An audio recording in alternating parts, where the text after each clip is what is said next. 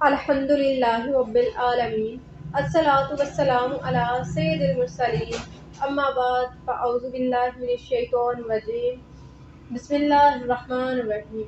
इस कायनात का खालिक, मालिक और राज़िक सिर्फ अल्लाह है। वो सब दिलों के भेद खूब जानता है, देखती आँखों और सुनते कानों। सबको मेरी तरफ से अस्सलामु अलैकुम व रहमतुल्लाहि व बरकातुहू। मैं उम्मीद करती हूँ इंशाल्लाह आप सब बहन भाई ठीक होंगे। अल्लाह पाक आप सबको अपने हिफ्ज़ व अमान में रखे। आज का हमारा टॉपिक है इस्लाम में यतीमों के साथ बर्ताव। इंसानी ग्रोहों में यतीमों का ग्रोह सबसे ज़्यादा कमज़ोर और काबिल तवज्जो होता है। मादी तौर पर जो इन्हें हर तरह की तवानाइयों से मालामाल करते हैं, इनसे ये महरूम हो चुके होते हैं। ज़ाहिर सी बात है कि वालदैन ही ऐसी नेमत है जो औलाद को सेहतमंद ग़िज़ा और जिस्मानी क़ुव्वत बढ़ाने की हर मुमकिन कोशिश करते हैं। वो ही अच्छी तरबियत और आला तालीम का अहतमाम करते हैं। इससे माशरे का एक बेहतरीन फ़र्द बनाने में वालदैन का सबसे अहम रोल होता है। अलगर्ज इंसान की तमाम सलाहियतों और तमाम तवानाइयाँ वालदैन ही की शफ़क़त और मोहब्बत का नतीजा होती हैं।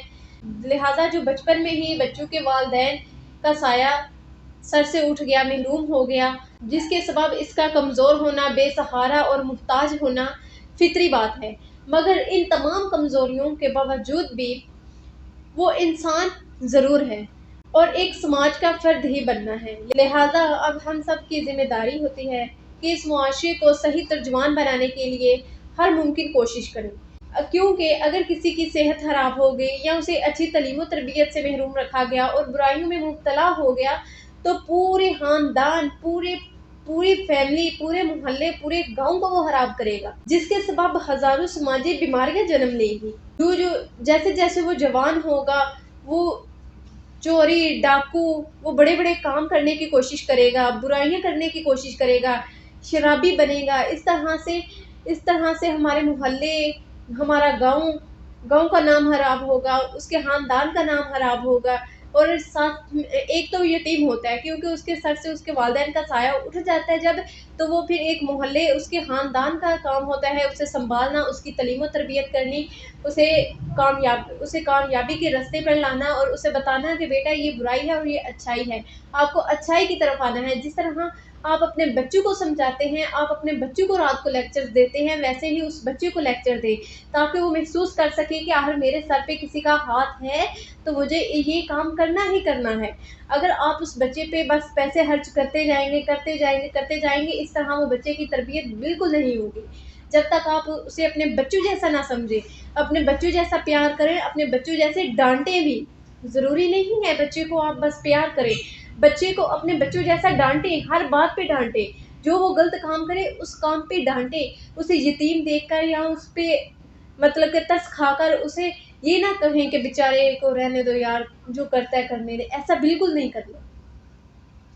ये सबसे बड़ा उसके लिए मतलब कि बुराई का मोड़ बनेगा अगर हम लोग उसे लाड प्यार करेंगे ज़्यादा से ज़्यादा। सबसे ज़्यादा यतीम के साथ हमारे मुआशरे में लाड प्यार किया जाता है और हमें कोशिश करनी चाहिए कि किसी हद तक उससे लाड प्यार करें, क्योंकि खाने पीने की हद तक लाड प्यार होता है। और उस बच्चे को डांटे, उसे समझाएं कि बेटा ये बुराई का रास्ता है, ये अच्छाई का रास्ता है, आपको इस रास्ते पर आना है, उस रास्ते पर नहीं जाना है। जब आप उसे अपने बच्चों में बिठा के ये लेक्चर देंगे, जैसे आप अपने बच्चों को लेक्चर देते हैं, तो वो इंशाल्लाह ज़रूर समझने की कोशिश करेगा। इस तरह हमारे गांव, हमारे मोहल्ला, हमारा ख़ानदान भी इस तरह इन चीज़ों से महफूज रहेगा। कि अगर देखें, क्योंकि अगर एक मोहल्ले में या एक घर में कोई यतीम बच्चा है, तो उसका किसने मिलकर ख्याल रखना है, क्योंकि वो तो हो गया यतीम, उसके बाबा चले गए, वो वफात पा गए। अब वो बच्चा उस बात का सदमा लेके बैठा रहेगा तो वो कैसे आगे बढ़ेगा। उस बच्चे के सर पर हाथ रखें और उसे कहें कि बेटा तुमने पढ़ना है, तुमने काम नहीं करने। उस बेटे को अपना बेटा बनाएं, उसे अपना बेटा समझें, तो उसे पढ़ाई की तरफ लेकर चलें, उसका मुस्तकबिल रोशन करें। आप किसी का मुस्तकबिल रोशन करेंगे तो अल्लाह पाक आप सबके लिए आसानियाँ पैदा फरमाएगा। देखें, हमेशा अमीर का बेटा ही क्यों अफसर बने या फिर डॉक्टर बने, कुछ भी गरीब का बेटा नहीं बन सकता। वो तब तक नहीं बन सकता जब तक उसे कोई सपोर्ट नहीं मिल सकती, क्योंकि अमीर के बच्चे को हमेशा सपोर्ट मिलती है। اور کوشش کریں کہ اس طرح اپنے غریب فیملیز کی طرف بھی دھیان رکھیں، ان کے مستقبل کو روشن کرنے کی کوشش کریں۔ امیر نے تو لگ ہی جانا ہے، جس طرح بھی لگے، پیسے کے ساتھ لگے، سفارش کے ساتھ لگے، غریب کو کون لگوائے گا؟ یہی تو نہیں کہ غریب کا بچہ جو ہے وہ، اگر غریب کا باپ جو ہے وہ مزدوری دہاڑی کر رہا ہے تو اگر وہ بچہ بھی دہاڑی مزدوری کرے گا، یہ تو کہیں کی بات نہیں ہے نا۔